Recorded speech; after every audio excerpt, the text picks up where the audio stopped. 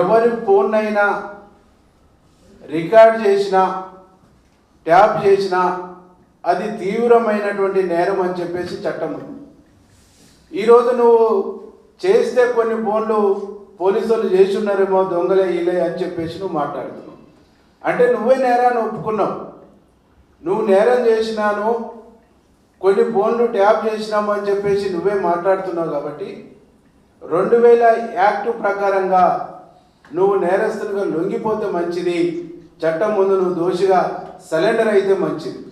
కానీ ఇవన్నిటినీ తెలిసి కూడా తెలంగాణ సమాజాన్ని తప్పుదోవ పట్టించి గౌరవ ముఖ్యమంత్రి రేవంత్ రెడ్డి గారిని, తెలంగాణ ప్రభుత్వాన్ని బదనం చేయాలనేటువంటి దానికోసం నువ్వేదైతే ఆరాటపడుతున్నావో తెలంగాణ సమాజం నీ ఆరాటాన్ని, నువ్వు పడుతున్నటువంటి తపనని, నువ్వు చేసినటువంటి నేరాల్ని ఎట్టి పరిస్థితుల్లో ఉపేక్షించదని చెప్పేసి ఈ సందర్భంగా నేను హెచ్చరిస్తా ఉన్నాను. కేటీఆర్, నువ్వు తెలంగాణ సమాజానికి ఒక చీడ పురుగు, తెలంగాణ సమాజానికి ఒక విషపూరితమైనటువంటి విషాన్ని చెప్పినటువంటి కాలనాగు అని చెప్పేసి అలా తెలంగాణ సమాజం భావిస్తూ ఉంది. మీ చెల్లెనే చెప్పింది, సొంత బావ ఫోన్ ఎవడనే ట్యాప్ చేస్తారా అని చెప్పేసి మీ చెల్లెనే చెప్పింది.